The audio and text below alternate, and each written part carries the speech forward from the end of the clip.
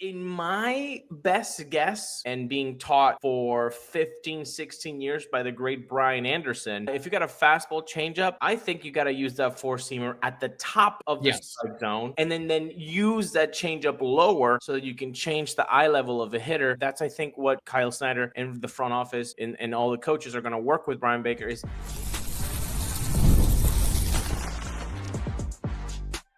You are Locked On Rays, your daily Tampa Bay Rays podcast. Part of the Locked On Podcast Network, your team every day. Welcome into Locked On Rays, your daily podcast covering everything Tampa Bay Rays, from game analysis to player interviews. We've got you covered with all the latest news and insights. My name is Captain Weiss.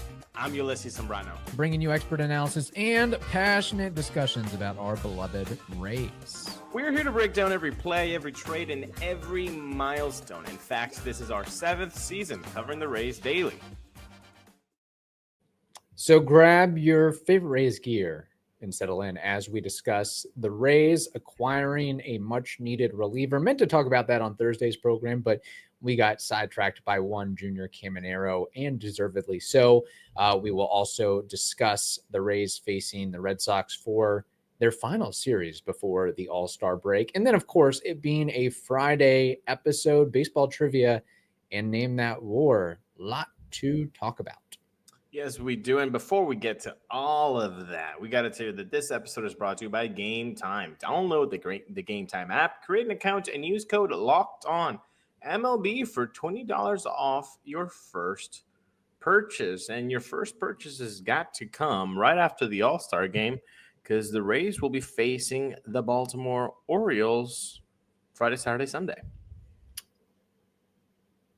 Oh, did I mess that up? No, I'm saying like when they come back from the All-Star game. Oh, that's right. Okay, sorry. I blanked out for a second, but we're here, ready, going. Interesting, because the Rays did make a trade with the Baltimore Orioles. They acquired right-handed pitcher Bryan Baker, who is a 30-year-old Florida native, and in return, they gave up the 37th overall pick in the 2025 MLB draft, a competitive balance round A selection, which the Rays have a bevy of draft picks.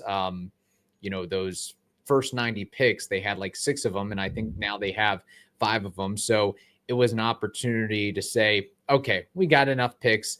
We can unleash one of these to get a reliever. And now's the time to do it, because it seems like every episode we're talking about an impalement of a reliever or 2 or 3 or 4. So if you're serious about making a push and not losing ground going into the All-Star break and after the All-Star break, some sort of move had to be made. And in this case, it was intra-divisional, where the Orioles aren't really going anywhere. The Rays are seemingly going somewhere. And I think it's a really shrewd move. I think that Bryan Baker, not that he's a super familiar name or familiar face, more or less fits the profile of what we were looking for. We didn't need the best reliever in baseball. We didn't need a Class A or somebody of that ilk, but a guy who has shown capability to work in the 6th, 7th, 8th inning, who has a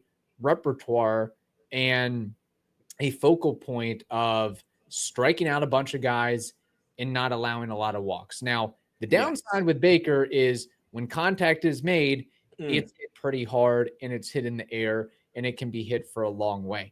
But I think if you look under the hood, the Rays see somebody that they could mold, tweak, refine a little bit. Not saying he'll ever be as good as Nick Anderson in his Rays prime, but I think that's the type of talent that they were going for. And I agree with you. This is a Neander masterclass. I think we're going to put it up there. And you know what? If you're on YouTube, you can see Neander on your screen right now, telling you that it feels good to subscribe. So why not do that?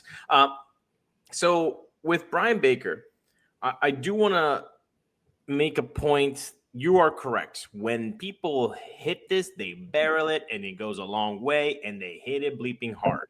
100%. So he's got a four-seamer, he's got a slider, and a changeup. Let's start with the good stuff. The changeup incredible pitch. I mean, it is just doing wonders. Opponents are hitting 154 off the changeup, and they are slugging 205.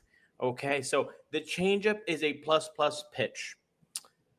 When you look at the heat map of where the changeup is thrown, you know that it's elite because it's in the middle of the strike zone. This man is using the changeup, and it's so good in the middle of the strike zone, and it's still getting whiffs, and it's still getting really good action, and it's getting used as a put away pitch. So that's the really good positive stuff. Now let's go to the other not so positive stuff. The four seam. The four seam is getting hit at a 257 clip, and it's slugging a 486. Not something you want to see, especially when it's a pitch that you're throwing 51% of the time. Right. However, let's go to the heat map. Where is he throwing the four seamer? In the middle of the strike zone. That's not where you want to throw a four seamer, even in the big leagues. And I don't care how hard you throw it. You're even if it's at 97 miles an hour, like Bryan Baker sits at usually at 97 miles an hour, that's not something you want to do. So I know that he has the stuff. I'm kind of interested on how they're going to be able to, quote unquote, fix Bryan Baker, because usually what the Rays say is try to hit the middle of the strike zone and let the stuff figure it out. Right. He is hitting the middle of the strike zone when you look at the heat map of both the four seamer and the changeup. So in my best guess, and being taught for 15, 16 years by the great Brian Anderson, if you've got a fastball changeup, I think you got to use that four seamer at the top of the strike zone, and then use that changeup lower so that you can change the eye level of a hitter. And that's I think what Kyle Snyder and the front office and all the coaches are going to work with Bryan Baker is maybe lift that four seam and let it live at the top of the strike zone. Right.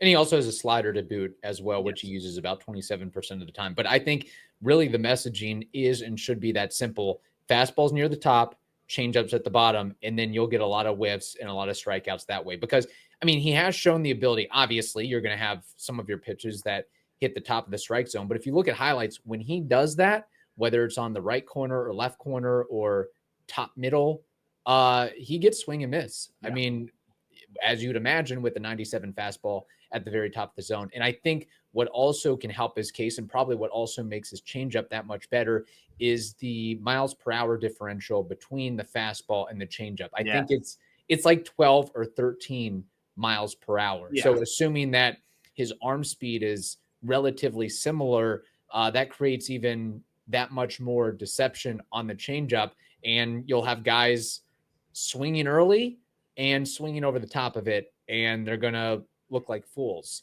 for lack of a better word.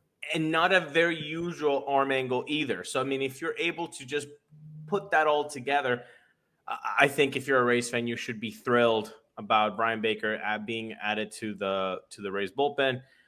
You know, we weren't asking for Clase like you're asking. We weren't asking for David Bednar. You know, those sometimes the big names might not be the big producers. The Bryan Bakers, where you can actually hold on to them, you can actually have team control. It's just a really good Neander type of move. Yeah. This is exactly what we're looking for. Can I be a spoiled Rays fan for the next 30 seconds, Kevin? Can I be a spoiled Rays fan? Okay. Absolutely. Give me another Bryan Baker. Give me another guy like that. Give me another guy that you can see how he can thrive and that has team control and that it isn't a brand name. It isn't. Bryan Baker is not known by 10% of MLB fans. Right. 100%, I guarantee you that.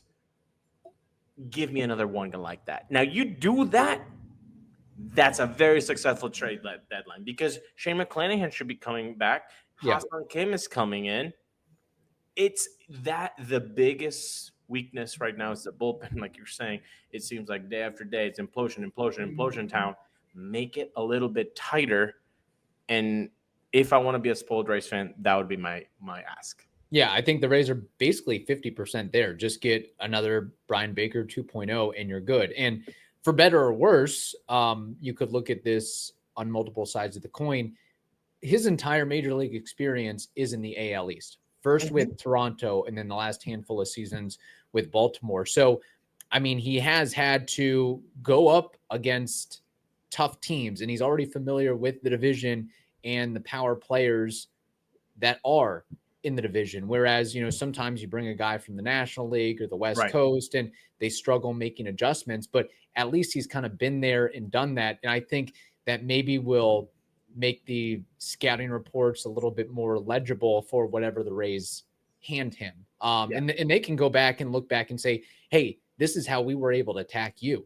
And here's the evidence of it. So maybe that allows it to sink into his brain a little bit more and say, okay, Kyle Snyder, I hear what you're putting down, and you got facts to boot. So I'm going to listen to what you have to say.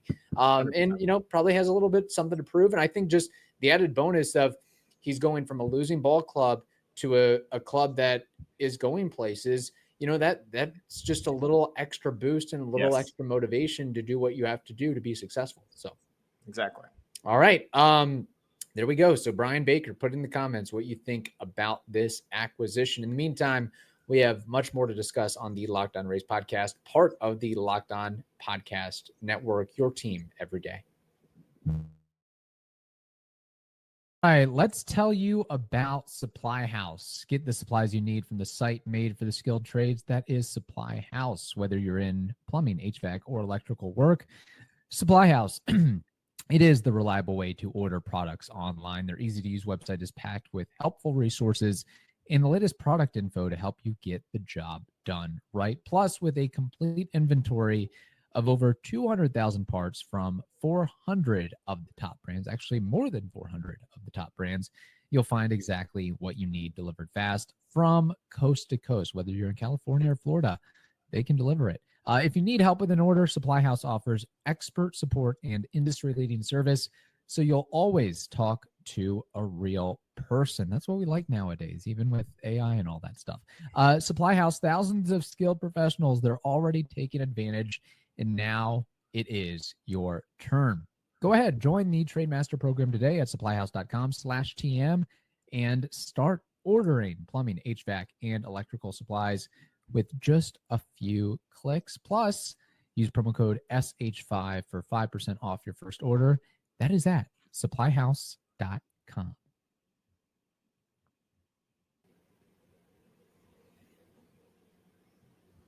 All right. So as we are recording this, when this comes out, I should say, when this episode gets published, game 1 of the Rays-Red Sox series will already be completed. It is a 4-game series. So with the unknown knowledge of how the Rays do against the Red Sox in game 1, Ulises, what are your expectations for the Rays? Merely pulling out 2 of 4, splitting the series, or doing more? And I'll add the caveat that the Red Sox are on a 6-game winning streak right now, but I'll add a follow-up caveat to that initial caveat that 6-game winning streak is against the Nationals and Rockies disrespectfully, because those teams are garbage. But still, I mean, it is even against the 2 or 3 worst teams in baseball, a 6-game winning streak with half of those games on the road is still, something to behold, and gives the Red Sox some upward momentum, and they have some positive vibes going their way as of this recording, they are 49-45. My gosh, you said the Nationals and the Rockies? Yeah. I mean, my God. Okay, we're definitely not getting inviting into DC or Colorado anytime soon, huh? Dude, I mean, can I be honest? Because you are not high on the Rays right now. I think splitting is a W. Okay. Splitting is a big W. I mean, hey, the Rays did win the series finale against the Tigers, showing some very good offense, 2-out RBIs, Caballero's 22nd home run, essentially a quality start from Zach Littell, and the bullpen didn't allow a single run. So there were some signs there. All good things, Kev. But after that sweep against the Kansas City Royals in Kansas City, they lost the series against Baltimore 2-1. They lost a series against the Athletics 2-1. They lost a series against the Minnesota Twins 2-1. They lost a series against the Detroit Tigers 2-1. A 4-game series against the Red Sox, a split is a W right now. Okay. Because I once had said these last 19 games, if they can go 11-8, that's money. That's money. Since I said that, they have gone. They're 7-8 in that 19 games, right? So 7-8 with 4 more to go against the Red Sox. If they sweep them, boom, you get your 11-8. Oh yeah, that ain't happening. I mean, I wouldn't put green Skittles on that. that's a tough cookie. Yeah, that's a tough cooks. Yeah, even without Rafael Devers and injuries to other guys, the Red Sox at home can still get it done. Exactly. And Thursday we have the Battle of the Bees, Bradley against Bueller. So I would think a lot of runs are happening on Thursday's game. Okay. Watch this and it'd be like a 1-0 game because that's baseball, Susan. Really though, a split. Get yourself a split, and then you end your last 19 games in a very grueling road trip, 9-10. 9-10. I'll take that. That's basically 500. Honestly, it should be 500 because of the way that the schedule worked out. Just get yourself a split. I don't know if you see it a different way. No, I think that's fair and appropriate. And based on how the Rays have played recently, I would agree that a split is pretty much a win. If we're to add a cherry on top, what I would really like to see is Chandler Simpson extending his hitting streak. He's at 13 games right now. So if he can get to 17 games by the All-Star break, get a nice rest and recuperation, and see how he does in the second half, that seems to be one of the under-the-radar storylines between everything that's happening with the bullpen, obviously, but the good vibes going to Aranda and Caminero and Brandon Lau and Hassan Kim getting the call up, or not the call up, but coming back from injury. I mean, I feel like Chandler Simpson is quietly putting things together. And all this talk we've had about all-stars and home run derby participants, obviously, Simpson will never be a home run derby participant, maybe a stolen base participant if there's some sort of contest or activity. Which there should be. Yeah, that would be pretty cool. You know, sprinting contest, 60-yard dash, who wins it. But I could legitimately see Chandler Simpson being an all-star at some point in time. But I think so. Let's just hope he keeps up the hitting streak, hits above 300. He's already got 25 stolen bases. I basically just used the last 45 seconds to give Chandler Simpson a deserved shout out amidst all the other guys making noise. And I think it's very well deserved. And I will go a step further here. Right now, leading MLB, not the American League, MLB in stolen bases is our own Jose Caballero with 31, beating O'Neal Cruz, PCA, Ramirez, and wait, I know that guy, Chandler Simpson, tied for 4th with 25. So the leader is in his own dugout with 31. He's at 25.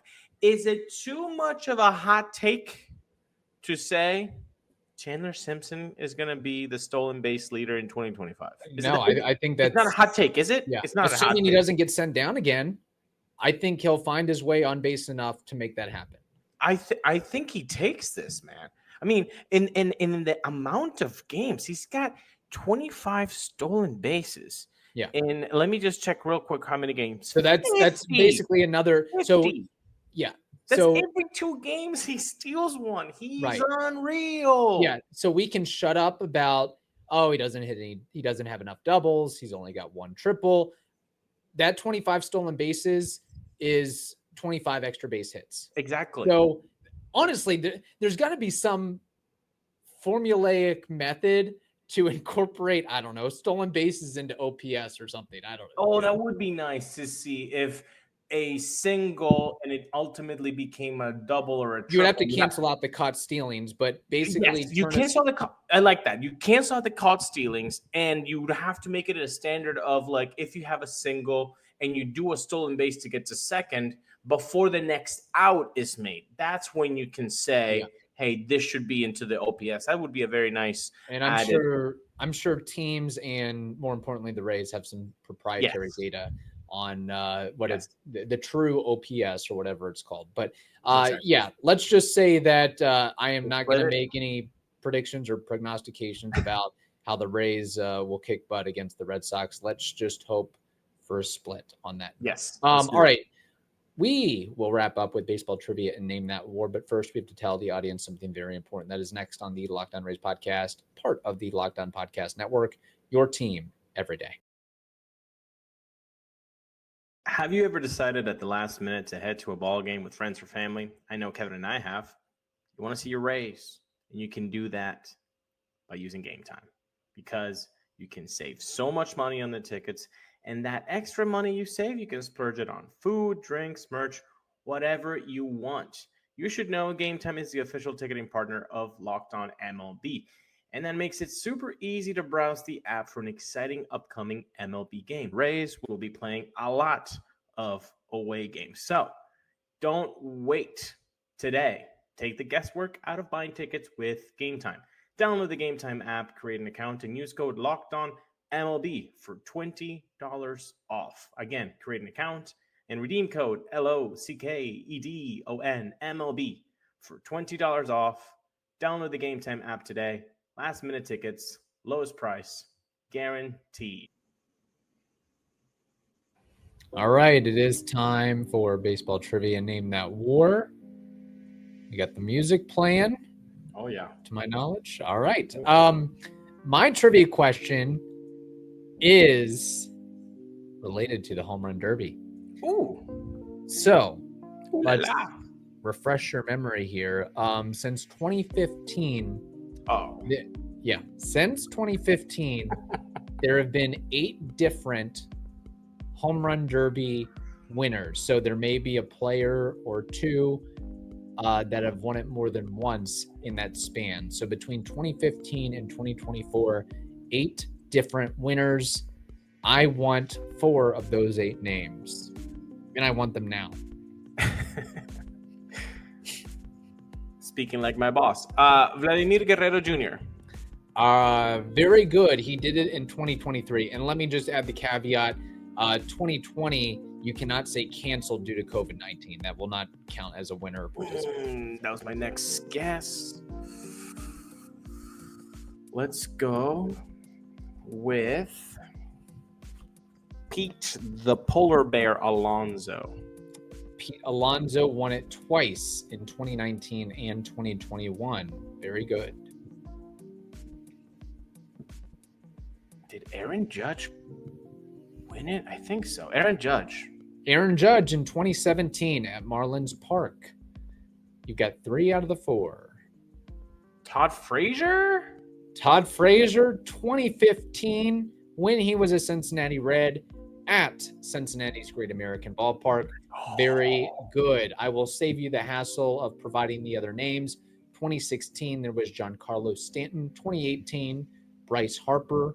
2022, Juan Soto. And then 2024, do you know who that was? No. Who won it? Julio Rodriguez. Wow. At Globe Life Field. So. Gone out of my memory. Yeah. All right. That's the trivia question. Very nice. You know, it's funny how like each, like you're going to, I mean, unless you're a home run derby person, like there are some that are just going to stick to, you know, for me, the Bobby Abreu one was ridiculous. The Josh Hamilton was nuts. Didn't remember that Julio Rodriguez won at all. 0%. Forgot about that one.